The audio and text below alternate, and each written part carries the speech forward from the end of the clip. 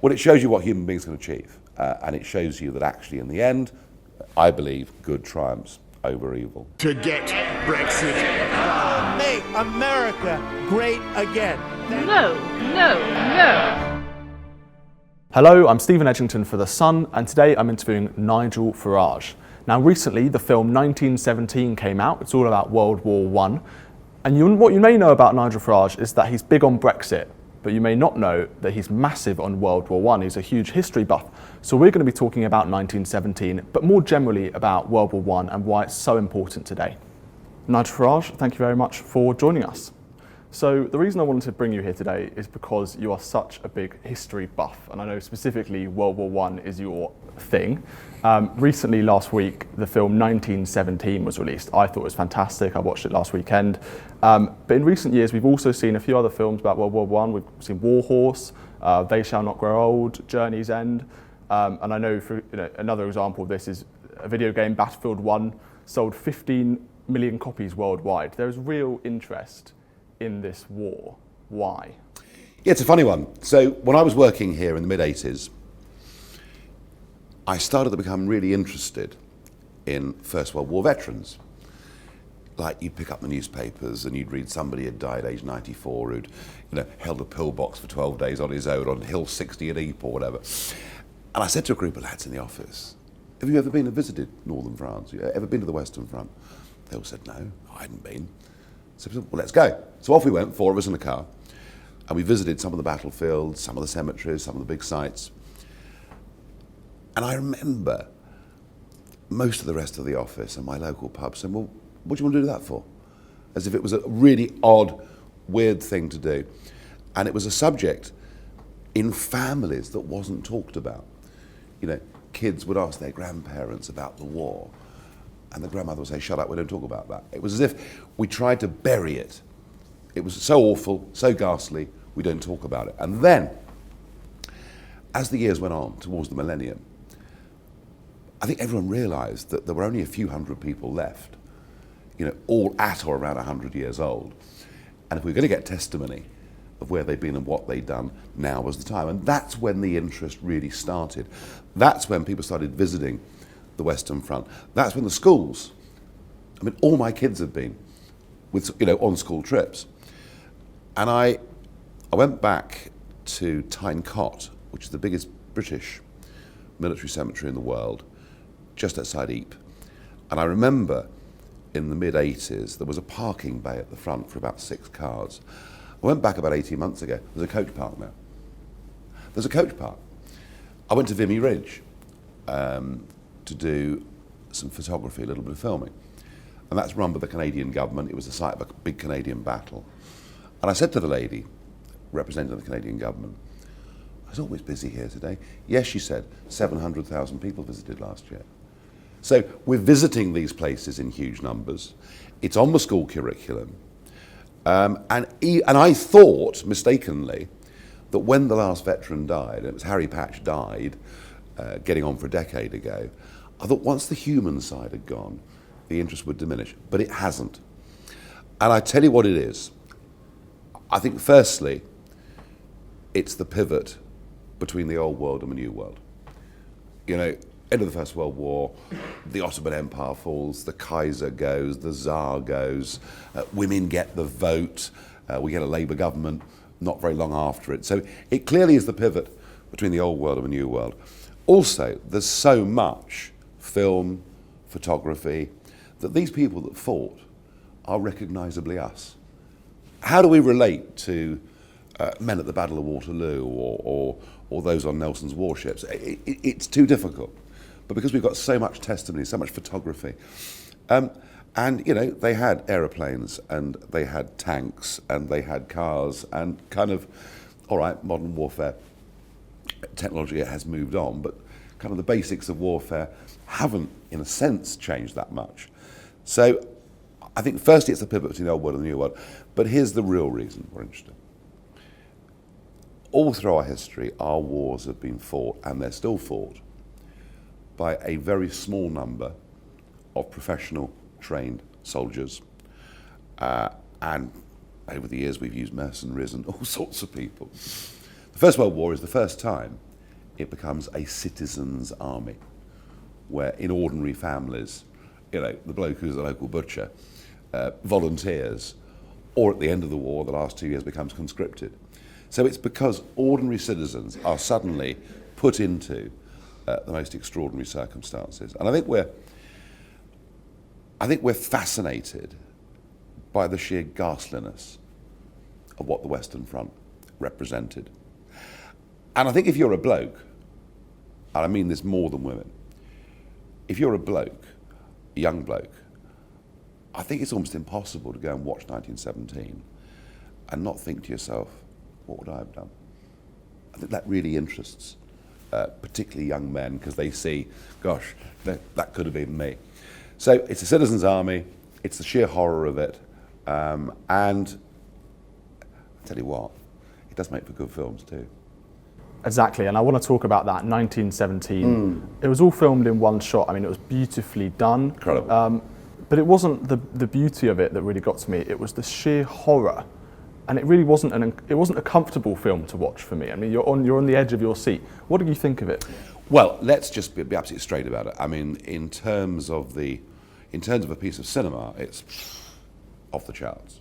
I mean, absolutely off the charts. There are moments watching it when you sort of hold your breath because you're waiting to see what happens next. There's one moment of real shock. I won't spoil it for those who haven't seen it, but there is one moment where you literally, and you are shocked by the sheer nastiness, horror of what happens. So yeah, in terms of the shots, yeah, fantastic. Particularly, I thought the first 2/3 of the film was outstanding. I thought some of the stuff at the end was a little, maybe even over-dramatised.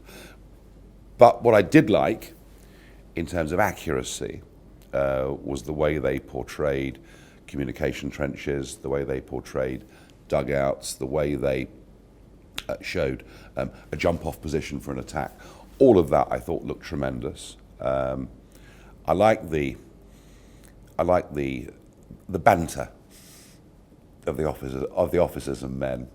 There's a young officer in the line and clearly under great stress, and he's sort of talking to his men and going, "You're no blooming use." And I could sort of see all of that. I found there were a couple of inaccuracies that I found. So I went with my family, and I keep going, "Shut up, Dad." But I mean, one error is it starts off, and it says on the screen, the 6th of April, 1917, and there's two lads asleep on the edge of a field. And I can see what they're doing. They're contrasting how lovely the French countryside is with what the front line's like a few miles away. So, the grass is growing. But there was cow parsley. They're lying in a field with cow parsley. Well, I'm sorry, not on the 6th of April. That wasn't right. I also happen to know that weekend, because the 9th of April, 17, was when we launched the big Arras offensive, and it snowed that day. So I don't think they quite got the weather right. The only other thing was, as they go across no man's land, there's a smashed up tank, and I don't think a smashed up tank would have been there in April 17. Oh, by November 17, lots of smashed up tanks. So I took slight issue with that. But look, these are very minor things. These are very, very minor things. I tell you my only criticism of it. So Sam Mendes' grandfather had been a messenger, a runner. Sam Mendes being the director. Being a director. And his grandfather, who was Trinidadian originally. And because we forget this, this wasn't just people from big northern cities. This was the British Empire. And it's a fact that very few people know, is that our contribution in 2 world wars, 40% of it came from the Empire, from the Commonwealth, and they were all volunteers. Remarkable to think. Yeah, sure, the bigger countries like Canada, Australia, India sent people, but equally, little Jamaican islands, Jamaica, the West Indies, places like that were all involved. So Sam Mendes' grandfather was a runner at the Battle of Passchendaele and got awarded a military medal for what he did. And so the film is based on that. The film is based on a message that needs to get through to stop an attack that's going to be costly because they've misread what the Germans are doing. So there was a basis of truth in the story, but the story itself was actually an invention of what might have happened on the Western Front. And I just thought to myself, do you know, there are so many amazing true stories, I'd almost rather they'd done it about a true story. But look, I'm not trying to nitpick. I would say to people, go and watch this film. You will, I sort of say enjoy it. You won't enjoy all of it because you'll find it a bit challenging. But the thought that a couple of ordinary lads, you know, who've not really been in the army very long, go off and do their duty with the most incredible bravery. And it's clear, you know, one of the things that worries them most is they want to show people that they are brave. They want to show people they will do their duty. And again, that fascinates us. You know, we're living in a world with a lot of choices. It's much easier to say no today than perhaps it was then. I remember an interview with a fellow called Arthur Barraclough, who lived to 107, and who went over the top 6 times on the Western Front. And he was asked at the end of his life, how did he feel, you know, when the whistles blew, when he was told to go over, having done it 6 times and knowing that his odds were considered, I mean, you know, a big attack, you had a 50% chance of being killed or wounded. I mean, yeah. It's got his 9 lives then. Yeah, I mean, yeah. And he was asked, how did he feel going over the top? What did he do before he went over the top? And he said, I said a little prayer. I prayed to God and said, help me behave like a man. And that, you know, is quite difficult for us to understand or even believe that people did it. I think bravery does fascinate us. You know, I mean, here we are at London Bridge, you know, where we've seen just a few weeks ago, you know, a dangerous armed person who's murdered 2 people, and actually ordinary civilians did whatever they could to subdue him. And I think that, I mean, of course, there was the horror of the deaths, but I think the country was, well, it was all over the Sun's front pages. I mean, the country was inspired. So courage fascinates us. So yeah, go and see this film. I think as I say, you get a real idea of what the trench system was like, what no man's land was like, what the waste, the litter, the mud, the rats. I mean, the whole horror of it's there, and it really is working. And that's why I think people should watch it. I mean, I know despite the inaccuracies, it gives you a kind of rounded view. The inaccuracies are small. Right. You're a tough critic. No, I mean, I'm being very tough, but I've not come here to tear it to pieces. I think it is, yeah, as you say, you get a real sense of what it was about. And that's, for me, you know, walking out of the cinema, it just couldn't get out of my mind what those men went through. And there's nothing quite like going and seeing that film. Now, what's interesting about World War I is that it's still debated today about, you know, it's so controversial. It's even a left-right issue in some senses. And I want to talk about, stick on 1917, and we'll get onto that in a minute. Yeah. So the writer of 1917, I don't know if you've seen this controversy that she said. This is a quote from the writer. "The First World War was the stupidest thing humanity ever did to each other. But although it was misguided, those men," talking about the Germans, "were also fighting for a free and united Europe." What do you think about that? Well, there have been lots of attempts over the years to dominate Europe and take control of it. Look, I mean, let's be clear. Germany used a conflict in the Balkans and a war that was sparked involving Austria-Hungary, Russia, Serbia. I mean, you know, that conflagration happened, and the Germans used that as an excuse to try and capture Belgium and France. And I've no doubt if they'd succeeded, they would have gone on and forged a military empire. And I don't think we had any choice. I don't actually think we had any choice. You know, we had an absolute commitment to defend the neutrality of Belgium. And if we'd done nothing, the Germans would have smashed France to pieces, would have imposed a really nasty form of military rule. It's all too easy to think, oh, the Nazis were horrible, but the Germans were lovely. No, the Germans behaved appallingly in the First World War. So look, in retrospect, it was expensive, it was awful, it ruined this country financially. I mean, if you look at the two world wars, the biggest loser of the two world wars was the United Kingdom, in many, many ways. But I don't think we had much choice, and I also think that the other argument that we've had rolling since the 1960s is, lions led by donkeys, that, the British generals were all red-faced, back at the chateau drinking port. For them, the worst part of the war was their gout.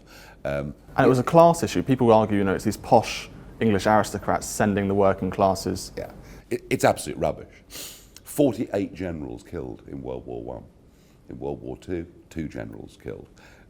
Actually, the biggest toll on any group in this country were young public school boys, people who went to Eton or my school, Dulwich College, and the class system did make them junior officers, yes, but they took by far the highest casualty rate. So, some of this left-right stuff that people are trying to bring into this is absolute nonsense. And if you look at the other armies, many of them were far worse led than the British Army, and arguably,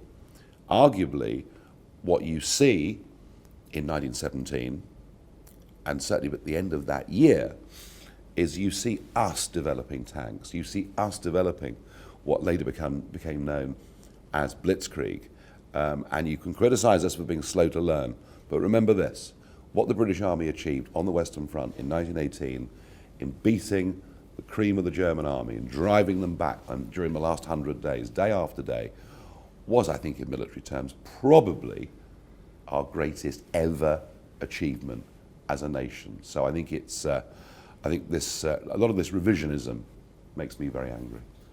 And it's really interesting. I'm reading a book on Churchill at the moment, and there's a picture of him at Harrow when he was a kid. And it's got 30 or so school children in, and it says 11 of these people died in World War One, many of which were of Churchill's friends, sending these people onto the front lines, and they did get killed. So it wasn't a class thing. And Churchill himself served on the Western Front. Absolutely. Very few people know this. So he was First Lord of the Admiralty. He was in charge of the Gallipoli campaign, the Dardanelles campaign down in Turkey. Complete fiasco, total disaster. And Winston resigns and is in disgrace, and he goes off to the Western Front, and he commands a battalion in the front line. He's out at night, engaged in raids in no man's land, leaving wiring parties. He more than did his bit, and he writes back to Clementine. He says, and clearly this is referring to times out of the line, he says, "My darling, we must be very rich. I'm drinking champagne all the time." So no, Churchill more than did his bit. And Clement Attlee, and again you talk about left-right, Clement Attlee, who of course was the Labour Prime Minister from 1945, right to the end of his time, on his door, his title was Major Attlee. So proud was he of what he'd done as an officer in the First World War. And of course, the Labour Party, that big, huge bulk vote that Labour got in 1945, came from very patriotic servicemen and servicewomen. And it's kind of, you look at the Labour Party today, and you could argue, well, one of Corbyn's problems was that he wasn't seen to be particularly patriotic, but the Labour Party, after those wars, certainly was. Well, just look at those Labour leadership candidates. You've got people talking about progressive patriotism, and then even that's too controversial. Yeah, they don't believe in the country. Absolutely. So let's talk about Sam Mendes, and he made a similar remark, but it's slightly different to the writer. He said, "People who are attached to some sort of nostalgic vision treat these wars retrospectively as triumphs. In hijacking our shared cultural memories and pride is very subtle and very easy to do. At the moment, it happens all the time. We're going back to being our own again. This is what the spirit of the two world wars was. That's what we're lumbered with now." That's what he would probably say to you, Nigel, that you're basically being jingoistic. No, I don't think so at all. I think we're remembering something. We're remembering something, and now in much larger numbers than we ever did before. We're nearly all of us in some way have a direct family connection with these events, and that naturally would interest us. I don't think there's anything particularly jingoistic about it. I think it's, do you know what, if studying these wars serves as a reminder just how broad across the globe our relationships are with all of those countries that were in our empire and are now in our Commonwealth, and if it gives us a sense of how we fit into a wider context in the world, I think that's rather a good thing. Do you think we should be ashamed of our history? Because I think there are a lot of people today, maybe Jeremy Corbyn's one of them, and a lot of history teachers in state schools, etc., would probably say that we've got a terrible past of colonialism and famines in India and terrible atrocities that we've committed through our empire. Should we be ashamed of it? Well, you could equally bring that to the First World War. Yeah. The 306 British soldiers that were shot at Somme, shot for desertion mainly. Some shot because they'd committed some pretty serious offences. Some shot because they clearly had suffered mental breakdowns, shell shock, whatever it was, and we're horrified. We're horrified that we shot some of our own people.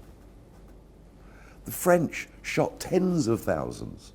We're always doing ourselves down. So two things to say about all of this, whether it's the Amritsar massacre or whatever it is. You cannot judge events of the past by today's set of moral standards. There are things that we think and believe today that our grandchildren will say, oh, weren't they awful? Because that's just the way things are. Things change.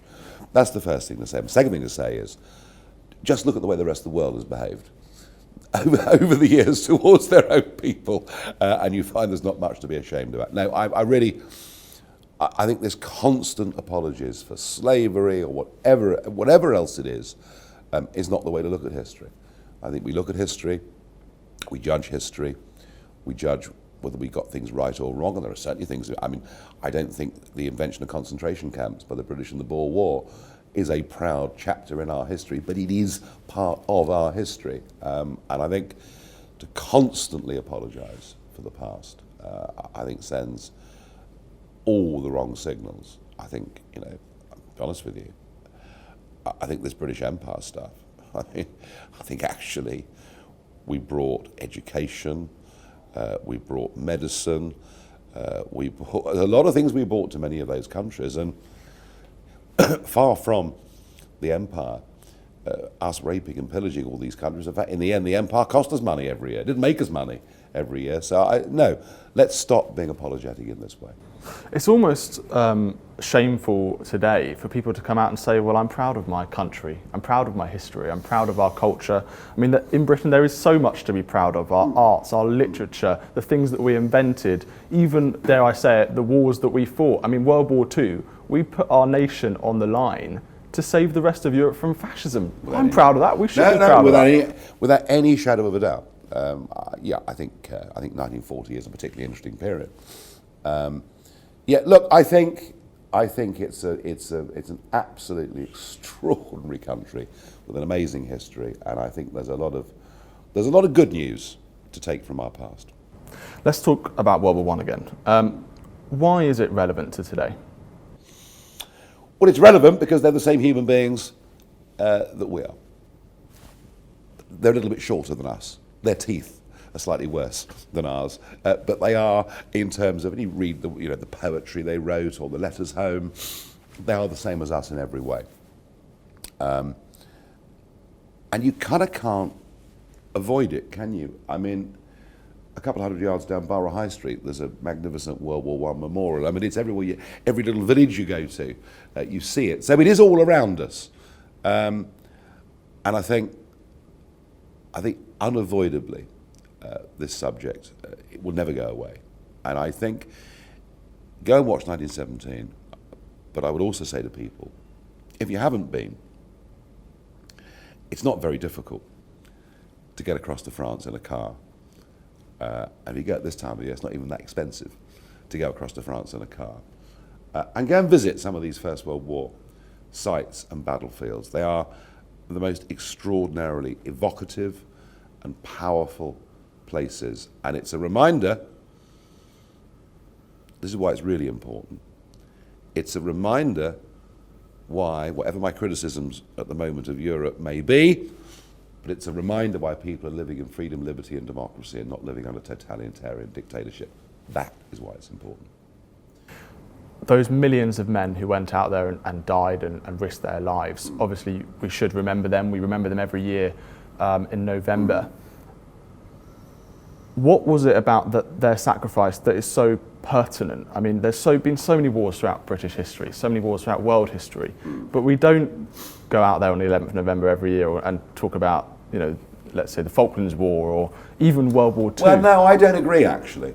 I think that Remembrance Sunday and Armistice Day, I think that because we've had quite a lot of recent wars, I mean the Falklands is now a long time ago, but through the Balkans and Iraq and Afghanistan, and you can question whether we should have been in those wars, but that's not the debate we're having today. But I think because we've had wars and we've been losing people within living memory, I think Remembrance Day has in fact for a younger generation been brought more up to date, and it's noticeable that the turnouts, particularly on those Sunday mornings, are far bigger than they were 20 or 30 years ago. And that even 11 o'clock on the 11th of November itself is recognised in quite a lot of factories and railway stations and places like that. Well, that hadn't happened since the 1930s. So I think we are taking this very seriously. And I mean, let's not forget the poppies in the moat down at the Tower. I mean, it was just the most extraordinary thing that caught people's imagination. So I think Remembrance Sunday particularly has become not just about the First and Second World Wars, it's become something much bigger. It's become about people in public service. We think of it in a military connection, but I think actually people on Remembrance Sunday think about police officers who get killed in the line of duty, firefighters. I think it's broadened. I think it's become a bigger thing. I must tell you a nice story about this, a nice story. So, the last 2 or 3 years, I've done a Remembrance Sunday radio show, which I've played out over the 11 o'clock period. And I asked for callers a couple of years ago, 2 years ago, and I said, just tell me, what does Remembrance Sunday mean to you? Chap rings in. He says, this is in 2017, he says,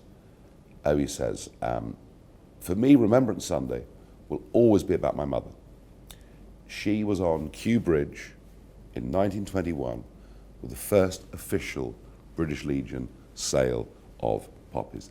Poppies had been around, but it was the first time the British Legion had picked them up and was selling them directly for money. So she was out there in 1921 with her mother when she was a child selling poppies, and that it will always mean my mother. He said, she's still out this year selling poppies. I said, I'm sorry. Yes, he said, she's 103.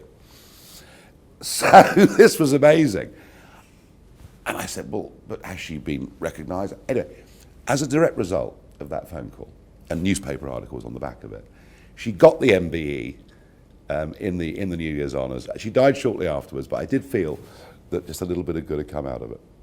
Let's turn this around. What does it mean to you as Nigel Farage? Do you have family members who... I do, yeah. I mean, my father's father, so my paternal grandfather, was working in the City of London, volunteered immediately in August 1914. He was a stockbroker's clerk, volunteered, I mean literally in August, volunteered, because I guess he was 24 or whatever he was, and it was a big, very exciting adventure, and that's what people thought. And he went out to the Western Front. He was out there quite early, actually. Went over the top twice, and the second time was shot and badly wounded, and spent a long time recuperating. And so, yeah, direct personal family involvement in. And I knew him, and he died when I was 11 or 12 years old. And did he ever speak about it? No, it wasn't talked about. You weren't allowed to talk about it. You weren't allowed to talk about it. This was, I did try, as young boys naturally would, but no, this wasn't discussed. Too horrible, too awful, we bury this, and we sort of hope it goes away. And it's very interesting, I mean, after my grandparents died, I realised that my father and my uncle, both of whom had been army officers, knew very little. They knew anecdotes about incidents, but they knew very little about where their father had been or what he'd done. So I went down to the, as it was then, the Public Records Office at Kew, went through the files, and I managed to piece, looking at war diaries of the regiment, whatever, to piece out where he'd been and when he'd been there. And I did find out, I mean, my grandmother had said, oh, your grandfather's corporal won the Victoria Cross, and you get all these stories in families. Actually, I checked it all out, and it was entirely true. It was entirely true. He fought with the 24th Londons, the Lambeth and Southwark Volunteers. Here we are in Southwark today with a cathedral just down next to us. So I did do a lot of research on that. Now, of course, if people are really interested in what happened a few generations back in their families, I mean, there's so much available online. You haven't got to go down to Kew to the Public Records Office. And people are doing this. People are doing this and taking a real interest. And even today, you even have a bit of World War I. I do. With you. I do. So I was out, albeit politically campaigning last year, and I got a note that a woman wanted to meet me, and that they had a gift for me. And people can be very nice and very generous. I mean, normally a gift, a couple of bottles of beer or whatever. Because I think sort of people think I drink beer all day. I don't. It's a nice idea though. So anyway, it was down in Maidstone in Kent, and I met the woman and her daughter, and she said my grandfather had fought through the battle of the Somme and had carried in his pocket a good luck charm. I mean, people going off, their families gave them good luck charms. And I want you to have it. Well, I said to, the soldier's granddaughter and great-granddaughter, so I can't, how can I possibly take this? I said, please show me what it is, but I can't. And this is it. And it is, if you can see, a thumbs up. You can push his thumbs up. And they were quite popular, late Victorian, good luck charms that people kept on a little chain or kept in their pockets. And they insisted that I had it. I tried not to. It was very sweet of them. And I thought, well, if it brought that lad on the Somme good luck that he came home and had a family, I'll see if it brings me good luck. And I carry it in my pocket every single day. It's funny in politics, you get quite a lot of abuse from people, you get quite a lot of love from other people, but that's one of the most touching things that anyone's done. So I carry it every day. I think it has brought you luck as well. Well, I tell you what, I think I have been quite lucky in many ways, in many, many ways. Finally on World War I, Yeah. When those soldiers returned home to Britain, talk about the response from those Do you who know, hadn't gone out. I was reading, I was sent, because I'm really involved in this. I mean, in the last week, I've been looking at a medal auction that's on next week, and I'm going to put a couple of bids in. And I do collect medals, but the trouble is, so many other people do now, the price has gone up a lot. But I was actually sent this week a poem written by an old contemptible, and the old contemptibles were the original British Expeditionary Force of 1914, and they got their own medal. They got the 1914 Star, and if they were under fire before November the 22nd, 1914, there was a bar to it. And it was a poem that had been written. The English wasn't brilliant, but it kind of finished up saying, if you see me walking down the street wearing my 1914 star with bar, please give me a job. And it was almost like a cry for help, written by this bloke in sometime in the early 1920s. And the truth of it is that in 1918 Britain, there were 1.75 million seriously wounded people. You know, and that means a leg missing or blind, or, I mean, you know, difficult, you know, in a country with a population of 30 million. So the sheer level of physical deformity must have been just astonishing. Let alone the numbers with very, very serious mental problems, and you know, people dealt with these things as best they possibly could. But even I can remember in the 60s, as a kid, you'd be told, well, just old Bill, be a bit, because he's a bit, because of, I mean, you know, even I can remember people being very badly mentally maladjusted. And for those that were able-bodied and wanted to work, you know, they'd been promised by the Prime Minister Lloyd George a land fit for heroes, and it was anything but. It was pretty blooming awful. And the 20s, the roaring 20s, yeah, if you had money, it was great. If you didn't have money, it was pretty bleak. And I've read a lot of people, I've read a lot of biographies written by men about their Great War experiences, but written much later, you know, written in the 1960s, 70s, 80s, about their time and their reflections on life. And yeah, I've read a lot of real bitterness. You know, people having more than done their bit and coming back to nothing.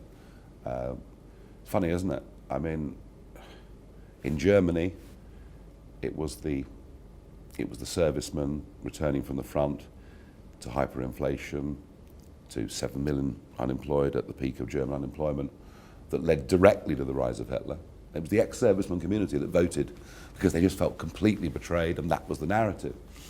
And much of this happened, much of this fascist wave that swept Europe in the late 20s and 30s happened because of this. And the remarkable thing is, it didn't happen here.